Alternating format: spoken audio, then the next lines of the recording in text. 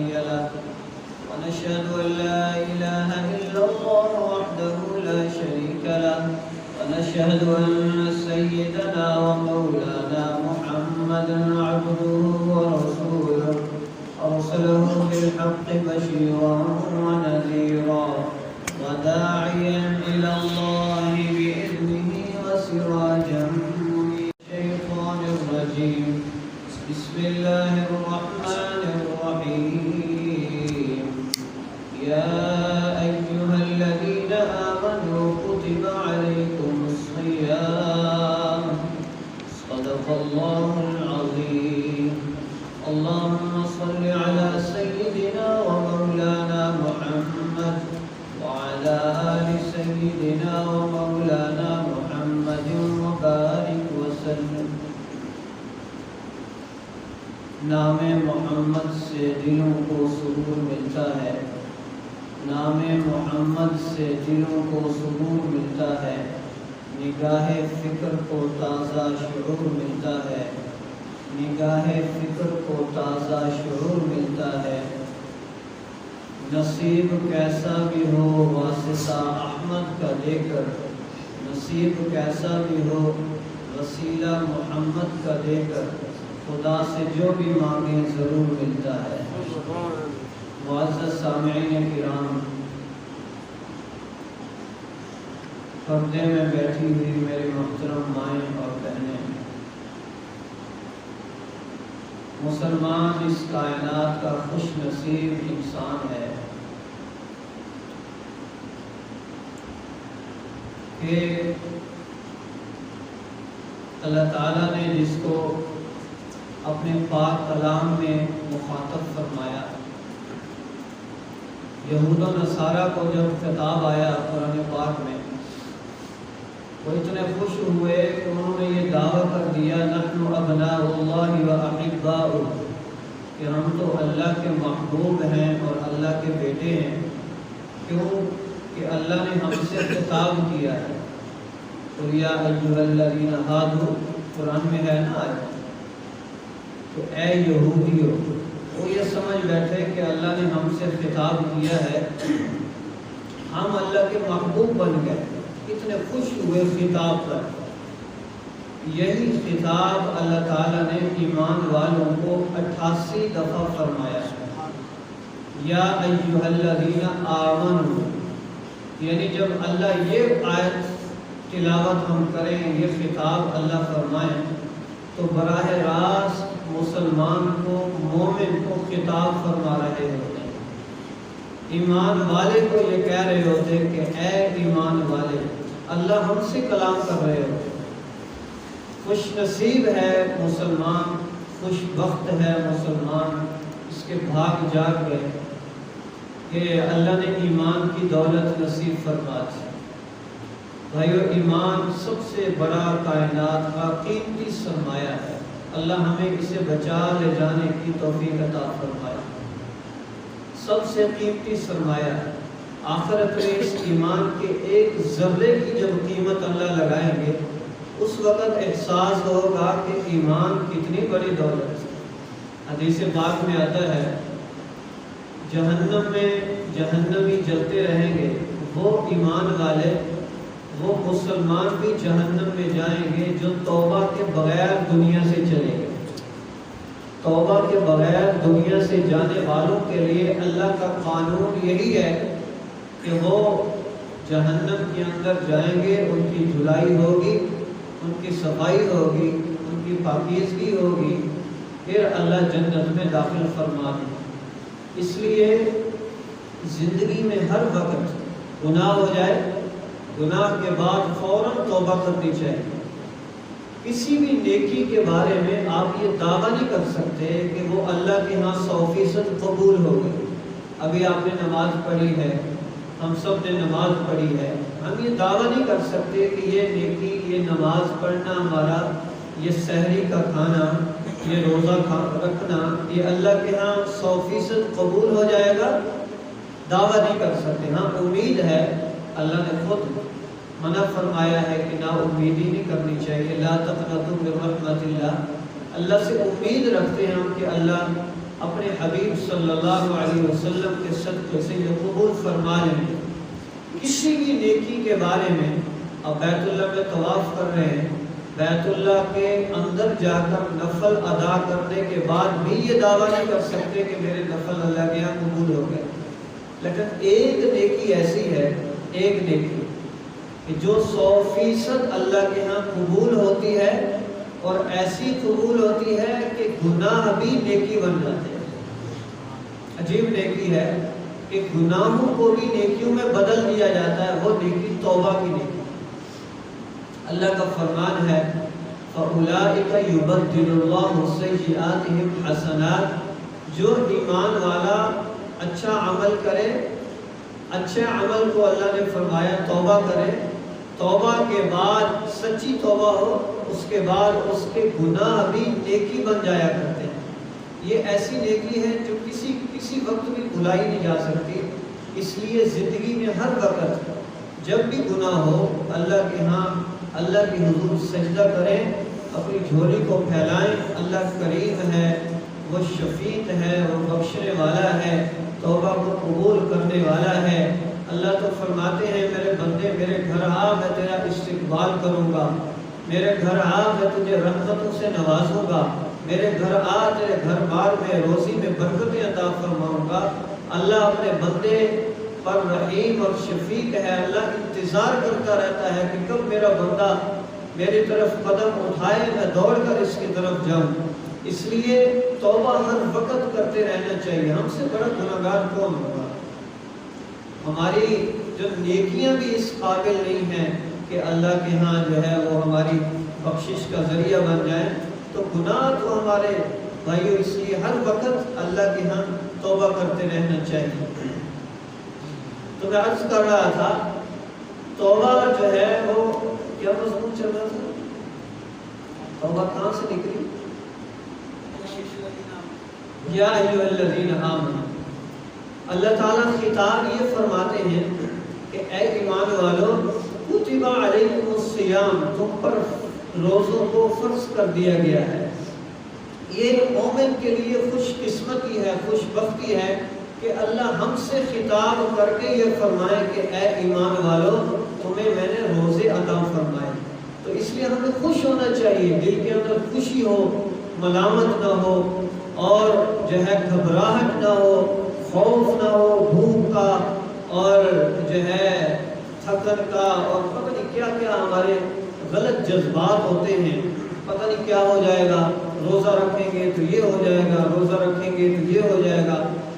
اللہ کی قسم اٹھا کے کہتا ہوں، اللہ کے گھر میں بیٹھ کر اگر آپ عزم کر لیں گے، نیت کر لیں گے، تو انشاءاللہ کچھ بھی نہیں ہوگا۔ اللہ کی توفیق شامل حال ہو جائے گی، اللہ تعالیٰ ہمت حوصلہ نصیب فرما دیں گے۔ روزہ رکھنے سے کچھ بھی نہیں ہوگا، آپ صرف نیت کر لیں، برڈن کم کر لیں اپنا، رمضان کے مہینے میں تھوڑا محنت کوشش جو دنیا کے لیے ہم کرتے ہیں وہ تھوڑی کم کر لیں، وقت دیں مساجد کو، قرآن پاک کو، علماء کی مجالس میں بیٹھیں اور جو ہے عبادات کو وقت دیں۔ پیارے آقا صلی اللہ علیہ وسلم جب رمضان کا مہینہ آتا، بلکہ شعبان ہی سے آپ علیہ السلام عبادت کے اندر اضافہ فرما دیا کرتے تھے، عبادت کے اندر کثرت فرما دیا کرتے تھے، نفل عبادات کے اندر۔ فرائض تو پہلے ہی وہ پورے ہوتے ہیں، اللہ کی طرف سے وہ حکم اٹل ہوتا ہے، اس کے اندر کمی زیادتی وہ جائز نہیں ہوتی۔ نفل عبادات کا جب بھی عبادت کے اندر کثرت کا ذکر آئے، اس سے مراد نفل عبادات ہوتی ہے۔ تو آپ علیہ السلام نفل عبادت کے اندر کثرت فرما دیا کرتے تھے۔ شعبان کے مہینے ہی سے آپ کثرت سے روزے رکھنا شروع فرما دیتے تھے تاکہ رمضان کے لیے جسم تیار ہو جائے۔ تو اس لیے بھائیو مبارک مہینہ ہے، مسلمان کو خوش ہونا چاہیے، خوش قسمتی ہے۔ تو اس مہینے کے اندر نیک اعمال ہیں، نفلی اعمال ہیں، اور ایک عمل جو آپ علیہ السلام کثرت سے فرمایا کرتے تھے وہ سخاوت کا تھا۔ آپ علیہ السلام اس مہینے کے اندر سخاوت بہت فرمایا کرتے تھے، اپنے مال کو بہت زیادہ خرچ فرمایا کرتے تھے۔ اور محترم بھائیوں، جو دنیا میں ہم کماتے ہیں ہمارے پاس ہے یہ دنیا میں رہ جائے گا، اور جو آگے بھیجیں گے وہ آخرت کے اندر سرمایہ بن جائے گا، وہ کل قیامت کے دن ہمیں کام آئے گا۔ ہم سب نے دنیا سے جانا ہے، دنیا کی زندگی کتنی ہے کسی کو کچھ معلوم نہیں ہے۔ میں یہاں سے بیان کر کے اٹھتا ہوں، اپنے گھر پہنچتا ہوں، مجھے کچھ پتہ نہیں۔ آپ یہاں سے بیان سن کر اٹھ کر گھر جاتے ہیں، پہنچتے ہیں، اس کا کسی کو پتہ نہیں ہے۔ جاتے جاتے راستے میں ڈیتھ ہو جائے، موت آ جائے، فرشتہ آ جائے جان نکالنے کے لیے، تو اس کا کسی کو علم نہیں ہے۔ اس لیے ہر وقت آخرت کے لیے عمل، یہ عقل مندی ہے، یہ انسان مومن کی جو ہے علامت ہے۔ آخرت ہر وقت سامنے ہونی چاہیے۔ آپ علیہ الصلوۃ والسلام کا فرمان ہے، الکیس من دان نفسہ عامل لما بعد الموت۔ عقل مند شخص وہ ہے، ذہین ترین فتین آدمی وہ ہے جو اپنی موت کے لیے تیاری کرتا ہے، وہ اعمال تیار کرتا ہے جو موت کے بعد اس کو کام آنے۔ والعاجز من اتبع نفسه هواها وتمنى على الله الامانی۔ اور بیوقوف ترین انسان وہ ہے جو اپنی خواہشات پر زندگی گزارتا ہے اور اللہ پر امیدیں باندھے رکھتا ہے، خواہشات میری پوری ہو جائیں اور جو ہے اللہ بھی راضی ہو جائے۔ ایسا نہیں ہوگا بھائی۔ دنیا میں ضروریات پوری ہوتی ہیں، دنیا ضروریات پوری ہونے کی جگہ ہے، خواہشات پوری ہونے کی جگہ جنت ہے۔ خواہشات پوری ہونے کی جگہ دنیا نہیں ہے، آخرت ہے، وہ جنت اللہ نے بنائی ہے، جس کی ابتدا میں ہی اللہ یہ فرماتے ہیں وَلَكُمْ فِيهَا مَا تَشْتَهِي أَنفُسُكُمْ وَلَكُمْ فِيهَا مَا تَدَّعُونَ، کہ تمہیں جنت کے اندر وہ دیا جائے گا جو تمہارا دل چاہے گا، جو جی میں آیا وہ اسی وقت پورا کر دیا جائے گا۔ آگے عجیب بات اللہ نے فرمائی، نُزُلًا مِّنْ غَفُورٍ رَحِيمٍ، کہ یہ اللہ کی طرف سے جنت کی ابتدائی مہمانی ہے۔ انتہا جنت کی کیا ہوگی؟ جب ابتدا یہ ہے کہ جو جی میں آیا وہ پورا ہو جائے گا۔ نزل جنت میں، نزل عربی زبان کے اندر اس کھانے کو کہا جاتا ہے جو آپ کے گھر میں مہمان آئے اور آپ پہلی دفعہ اس کو کولڈ ڈرنک پیش کرتے ہیں یا چائے بسکٹ پیش کرتے ہیں، کھانے کا دسترخوان اس کے بعد لگا کرتا ہے۔ وہ جو چائے اور کولڈ ڈرنک ہے اس کو عربی زبان میں نزل کہتے ہیں۔ قرآن پاک میں اللہ تعالیٰ نے فرمایا کہ جو جی میں آئے گا جنت میں وہ تمہارا پورا کر دیا جائے گا۔ یہ تو جنت کی ابتدائی مہمانی ہے، انتہا کیا ہوگی وہاں ہے۔ تو اس لیے بھائیو، آخرت مسلمان عقل مند شخص وہ ہے، مسلمانی انسانیت اور اسلام اور ایمان کا تقاضا یہ ہے کہ ہم اپنی آخرت کی فکر کریں جتنا وہاں رہنا ہے، دنیا کی فکر اتنی کریں جتنا دنیا میں رہنا ہے۔ یعنی دنیا میں رہنے کی تو گارنٹی ہے، کوئی وقت معلوم ہے، کوئی معلوم نہیں، کوئی گارنٹی نہیں۔ آخرت کا وقت معلوم ہے کہ وہ لامحدود ہے، اس کے اندر جو ہے کمی نہیں کی جائے گی، کہ نعمتوں کے اندر کمی نہیں ہوگی، نعمتوں کے اندر زوال نہیں ہوگا، ہمیشہ کے لیے جوانی، ہمیشہ کے لیے حسن، ہمیشہ کے لیے، اور لمبی عمر جس کا کوئی کنارہ نہیں۔ تو مسلمان تو بھائیو آخرت کے لیے سوچتا ہے، دنیا کے لیے کم سوچتا ہے۔ دنیا بالآخر ختم ہو جانے والی جگہ ہے، دنیا آرام گاہ نہیں ہے، قیام گاہ نہیں ہے، آخرت آرام گاہ ہے، قیام گاہ ہے۔ قبر میں جاتے ہی آخرت کے جو احوال ہیں، اعمال کے بقدر وہ شروع ہو جاتے ہیں۔ اگر اچھے اعمال ہیں، قبر میں جاتے ہی جو ہے جنت کی خوشبوئیں، جنت کی کھڑکیاں اور اللہ تعالیٰ کی بھرپور نعمتیں قبر ہی سے شروع ہو جاتی ہیں۔ اگر اعمال خدا نخواستہ برے ہیں تو میرے محترم بھائیوں اور بہنوں، قبر ہی سے جہنم کے احوال شروع کر دیے جاتے ہیں۔ فرشتے ایسی شکل و صورت لے کر آتے ہیں کہ انسان ان کو دیکھ لے تو اس کے عذاب کے لیے وہی کافی ہو جائیں، اور جنت کی کھڑکیاں، جہنم کی گرم ہوائیں، جہنم کے بچھو اور سانپ اس پر مسلط کر دیے جاتے ہیں۔ قبر ہی سے مرنے کی دیر ہے، تھوڑی دیر کے بعد ہم قبر میں پہنچ جاتے ہیں، اور قبر میں جاتے ہی یہ احوال انسان کے جسم کے ساتھ شروع ہو جاتے ہیں۔ تو اس لیے اپنی آخرت کو کبھی بھی بھلانا نہیں چاہیے۔ دنیا میں جہاں رمضان کے مہینے میں ہم اور اعمال کریں گے، ایک عمل اپنے اندر کو صاف کرنا ہے، اپنے اندر کی صفائی ہے۔ تہجد پڑھنا بھائیو آسان ہے، نماز پڑھنا آسان ہے، روزہ رکھنا آسان ہے، لیکن اپنے اندر کی صفائی کرنا، بغض، حسد، کینہ، نفرت، انتقامی جذبات، غلط سوچ، منفی سوچ، یہ چیزیں ختم کرنا بہت ہی مشکل کام ہے۔ اس لیے اسلام کے اندر نیکی کرنا اصل نہیں ہے، اسلام کے اندر گناہ سے بچنا اصل ہے۔ عجیب نکتہ ہے، نیکی کرنا اصل نہیں ہے، گناہ سے بچنا اصل ہے۔ جب انسان گناہوں سے بچتا ہے، اللہ نے اس کی فطرت ایسی بنائی ہے کہ یہ نیکیوں کی طرف چلنے لگ جاتی ہے۔ جب گناہوں سے نہیں بچے گا، جو نیکی آپ کر رہے ہیں وہ عنقریب وہ بھی چھوٹ جاتی ہے۔ گناہ سے بچنا اصل ہے۔ صفائی ہم روزانہ کرتے ہیں، مسجد میں خادم مقرر ہوتا ہے، گھروں میں ہماری مائیں بہنیں جھاڑو پکڑے رہتی ہیں، وہ صفائی کرتی رہتی ہیں، ڈیلی بیس پر صفائی ہوتی ہے، ہر جگہ گند ڈلتا ہے۔ اور ایسے ہی بھائیوں اندر بھی گند ڈلتا رہتا ہے، اور اندر کی بھی صفائی ہے۔ وہ جو ہے اپنے اندر کی صفائی وہ انسان رکھ سکتا ہے جو ہر وقت اس فکر میں رہے گا، جو ہر وقت یہ سوچتا رہے کہ میرے اندر کسی کا حسد نہ آئے، میرے اندر کسی کا بغض نہ آئے، میرے اندر کسی کی نفرت نہ آئے۔ ہر کسی سے اپنے دل کو صاف رکھنا یہ بہت ہی مشکل کام ہے۔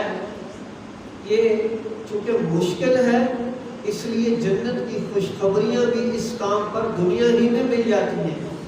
ایک صحابی ہے، مسجد نبوی میں تشریف لاتے ہیں، آپ علیہ السلام صحابہ کے ساتھ تشریف فرمائے۔ آپ نے فرمایا ابھی جو آدمی مسجد میں داخل ہوگا، جس نے جنت ہی دیکھنا ہے اس آدمی کو دیکھ لے، وہ جو جنت وہ مسجد میں داخل ہو رہا ہے۔ وہ صحابی ایک غریب سے صحابی تھے، یہ بغل میں انہوں نے جوتے پکڑے ہوئے اور داڑھی سے وضو کا پانی بہہ رہا ہے اور مسجد کے اندر آ گئے۔ صحابہ نے دیکھا کہ یہ تو کچھ بڑے عبادت گزار بھی نہیں ہے، ان کو جنت کی خوشخبری کیسی مل رہی ہے، بڑے حیران ہوئے۔ دوسرے دن پھر آپ نے فرمایا جس نے جنتی دیکھنا ہو وہ دیکھو جو مسجد میں داخل ہو رہا ہے۔ صحابہ نے پھر دیکھا وہی صحابی مسجد میں داخل ہو رہا تھا اسی جو ہے انداز سے۔ تیسرے دن پھر آپ علیہ السلام نے یہی فرمایا۔ ایک صحابی عبداللہ بن عمر بن عاص رضی اللہ تعالیٰ، یہ بہت بڑے عبادت گزار صحابی تھے، سب سے بڑے عبادت گزار صحابہ میں یہ صحابی عبداللہ بن عمر بن عاص رضی اللہ تعالیٰ۔ یہ کیا عبادت کرتے تھے؟ نفلی عبادت۔ جیسے میں نے پہلے عرض کیا، عبادت کا جب بھی ذکر آئے تو اس سے مراد نفلی عبادت ہوتی ہے، عبادت کی کثرت۔ مومن کی شان سے یہ بعید ہے کہ فرائض کے اندر کوتاہی کرے، فرض نماز چھوڑے، فرض روزہ چھوڑے، زکوٰۃ فرض چھوڑے، حج فرض ہو پھر چھوڑے، یہ مسلمان کی شان سے بھائیو بعید ہے۔ آپ علیہ السلام کے زمانے میں تو منافق بھی تہجد کی نماز نہیں چھوڑتے تھے، اس ڈر سے کہ کہیں مسلمانوں کو یہ پتہ نہ چل جائے کہ یہ تہجد نہیں پڑھتا لہذا یہ منافق ہے۔ یعنی تہجد اور تہجد ایک نفلی عبادت ہے نا، فرائض چھوڑنے کا تو امکان ذہن و گمان ہی نہیں تھا۔ تو حضرت عبداللہ بن عمر بن عاص رضی اللہ تعالیٰ عنہ یہ بہت بڑے عبادت گزار تھے، سارا دن روزہ رکھتے تھے، ساری رات نفلیں پڑھتے تھے، اور دن میں ایک قرآن پاک کا روزانہ ختم کیا کرتے تھے۔ جب ان کی شادی ہوئی تو بیگم نے شکایت کی، عبادت بہت زیادہ کرتے تھے، بیگم نے شکایت کی اپنے سسر سے، ان کے باپ عمر بن عاص رضی اللہ تعالیٰ، وہ آپ علیہ السلام کے پاس آ گئے شکایت لے کر اپنے بیٹے کی کہ یا رسول اللہ ان کو سمجھائیے صلی اللہ علیہ وسلم، یہ عبادت بہت زیادہ کرتے ہیں۔ آپ نے پھر ان کو سمجھایا کہ تم ایسا کرو 3 دن روزے رکھو مہینے کے اندر۔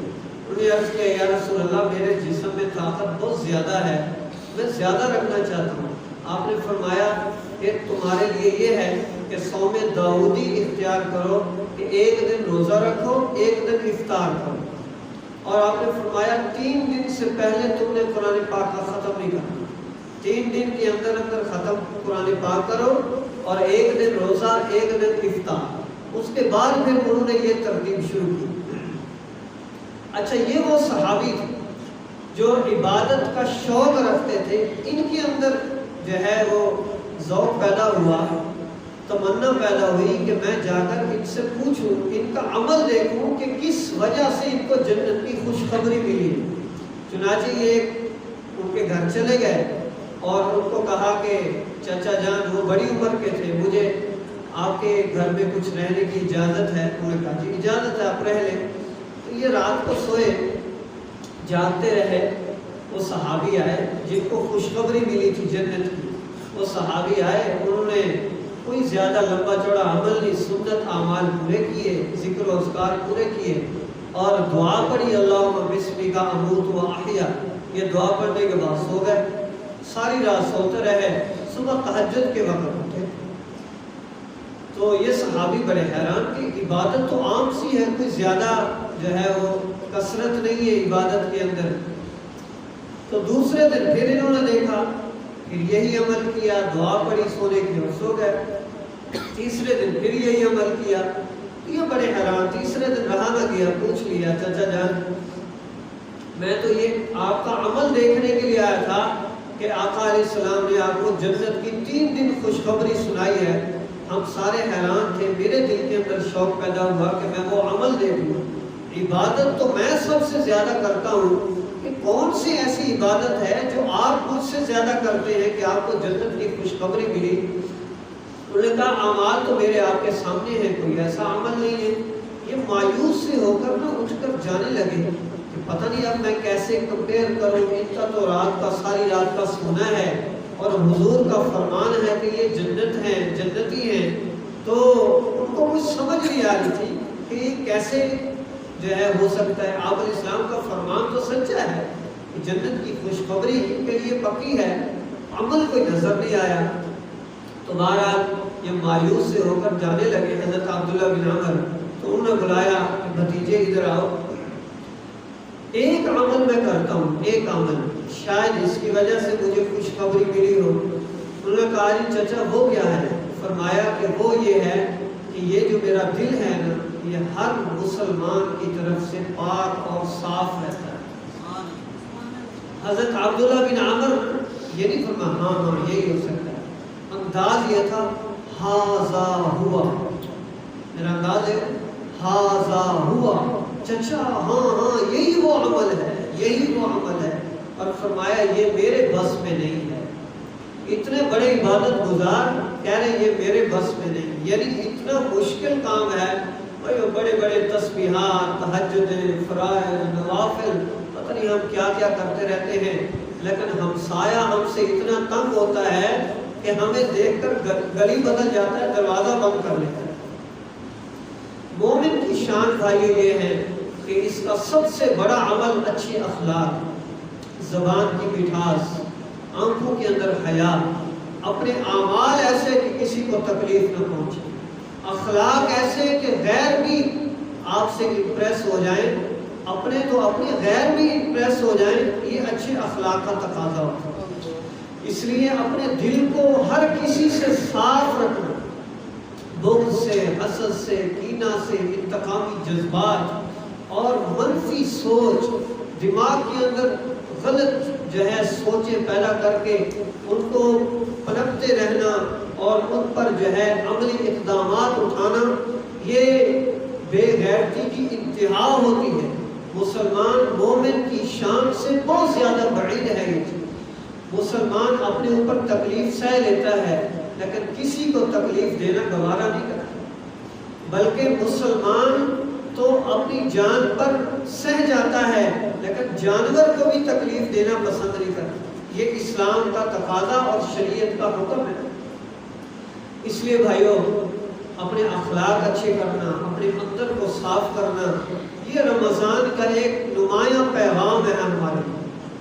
جہاں ہم روزہ رکھتے ہیں، یہ روزہ یہ اندر کی صفائی، اندر کی ٹیوننگ کرتا ہے۔ موٹر سائیکل کی آپ ٹیوننگ کرواتے ہیں، جب انجن بیمار ہو جائے، انجن خراب ہو جائے، اس کے اندر کچرا آ جائے، خراب ہو جائے، تو ٹیوننگ کے لیے لے کر جاتے ہیں۔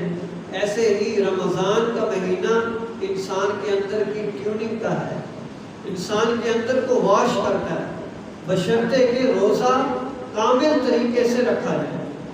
جیسے روزہ رکھنے کا حق ہے ویسے روزہ رکھے، آنکھوں کا بھی روزہ ہو، زبان کا بھی روزہ ہو، دل دماغ کا بھی روزہ ہو، ہاتھ پاؤں کا بھی روزہ ہو۔ صرف کھانے پینے سے بچنے کا نام روزہ نہیں، مکمل پورے جسم کو اللہ کے حکم کے پابند کر دینے کا نام روزہ ہے۔ اس طرح روزہ ہو، سحری میں، افطاری میں احتیاط برتیں، وقت کی بھی اور کھانے پینے کی بھی۔ وقت کی احتیاط، سحری 2 منٹ پہلے بند کر دیں، افطاری 2 منٹ بعد میں کریں۔ زیادہ تاخیر منع ہے افطاری میں، لیکن 1-2 منٹ تاخیر کر لیں تاکہ جو ہے احتیاط ہو جائے۔ کوئی اذان پہلے ہو جاتی ہے، ایک وقت جو ہے وہ نقشہ اوقات کا وہ گھر میں لا کر رکھیں، جو صحیح اوقات کا نقشہ ہو، اس کے مطابق سحری بھی افطاری بھی کریں۔ اذان آگے پیچھے، گھڑیاں آگے پیچھے ہو جاتی ہیں، احتیاط برتیں، رمضان کی آداب اور احترام کا خیال رکھیں۔ اور بھائیو، جیسے میں نے عرض کیا، عبادات اگر نفلی نہیں ہوتی زیادہ تو فرائض کا اہتمام کر لیں۔ صرف فرائض کے اہتمام کے ساتھ ساتھ اپنے اخلاق کو اچھے کریں۔ اپنے اخلاق اچھے کریں گے انشاءاللہ فرائض کے ساتھ بھی آپ جنت کے اعلیٰ درجے پر پہنچ جائیں گے۔ ایسے ایسے درجات آپ کو مل جائیں گے فرائض کے صرف پورا کرنے کے ساتھ، جو عام نفلی عبادت کے اندر کثرت کرنے والا بھی نہیں پا سکتا۔ اس لیے اصل اسلام کے اندر گناہوں سے بچنا ہے۔ آپ علیہ السلام سے سوال کیا گیا، یا رسول اللہ، سب سے بڑا متقی پرہیزگار، سب سے بڑا متقی پرہیزگار کون ہے؟ آپ نے فرمایا جو گناہوں سے بچتا ہو، جو گناہوں سے بچتا ہو۔ اس لیے گناہ سے بچنا اصل ہے۔ بس اپنے اندر کو، ظاہر کو، وَذَرُوا ظَاهِرَ الْإِثْمِ وَبَاطِنَهُ، قرآن پاک کا فرمان ہے کہ اپنے ظاہر کو بھی اور باطن کو بھی گناہوں سے پاک کرو، گناہوں کو چھوڑ دو۔ اپنی زندگی میں برکتیں چاہتے ہیں، اپنی زندگی میں رحمتیں چاہتے ہیں، خوشیاں چاہتے ہیں، ہم ساری چاہتے ہیں، ساری دنیا والے چاہتے ہیں، غیر بھی، کافر بھی خوشیاں چاہتا ہے۔ تو بھائیو، گناہوں سے بچنا لازم، برکتوں کے لیے، خوشیوں کے لیے، رحمتوں کے لیے۔ گناہوں سے نہیں بچیں گے تو بھائیو برکتیں نہیں ملیں گی، خوشیاں نہیں ملیں گی، مایوس رہیں گے، پریشان رہیں گے۔ تو مسائل کا حل، پریشانیوں کا حل اللہ کے پاس ہے۔ جب تک اللہ راضی نہیں ہوگا تو پریشانیاں دور نہیں ہو سکتی، مسائل دور نہیں ہو سکتے۔ اگر یہ ہم چاہتے ہیں ہمارے مسائل دور ہو جائیں، ہماری پریشانیاں ختم ہو جائیں، تو جہاں مسائل اور پریشانیوں کے ختم کرنے کی چابی ہے، جس ہاتھ میں ہے، جس ذات کے پاس ہے، اس ذات کو راضی کر لیں۔ ایک اللہ کی ذات ہے، اس کے بعد اللہ کے حبیب محمد رسول اللہ صلی اللہ علیہ وسلم کی ذات اقدس ہے، کہ جن کو راضی کرنا، جو سب سے بڑے ہمارے محسن ہیں۔ ہم دنیا والوں کو راضی کرنے کے چکروں میں رہتے ہیں، ہم سے سارے راضی ہو جائیں، شادیوں کے موقع پہ، غمیوں کے موقع پہ ہماری یہ کوشش ہوتی ہے ہم سے کوئی ناراض نہ ہو، ہم سے سارے راضی رہیں۔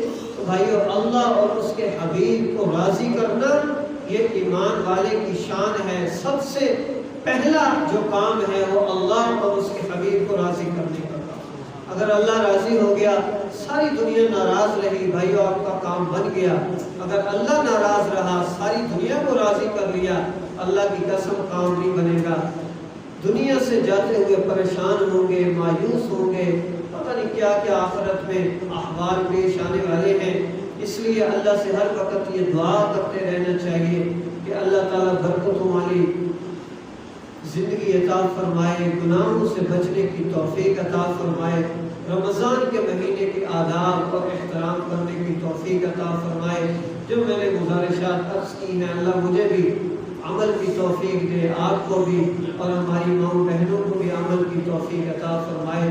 وآخر دعوانا ان الحمدللہ رب العالمین۔ تو بھائی آتے ہیں، جو میری مائیں بہنیں آتی ہیں بیانات کے لیے، اللہ ان کا آنا قبول فرمائے، آتے رہیے، ان کی کاوشیں کوششیں اللہ قبول فرمائے۔ رمضان کی آج کی ابتدا ہے، تو یہ 20 دن میرا خیال ہے پروگرام چلے گا۔ اب علماء کی محفل ہے، مجالس ہے، بہت زیادہ اجر کا باعث ہے، قدم قدم پر رحمتیں برکتیں ملتی ہیں، اس لیے اللہ کے ہاں پتہ نہیں کون سی نیکی قبول ہو جائے، اس لیے اس محفل کے اندر شریک ہونا ضروری ہے۔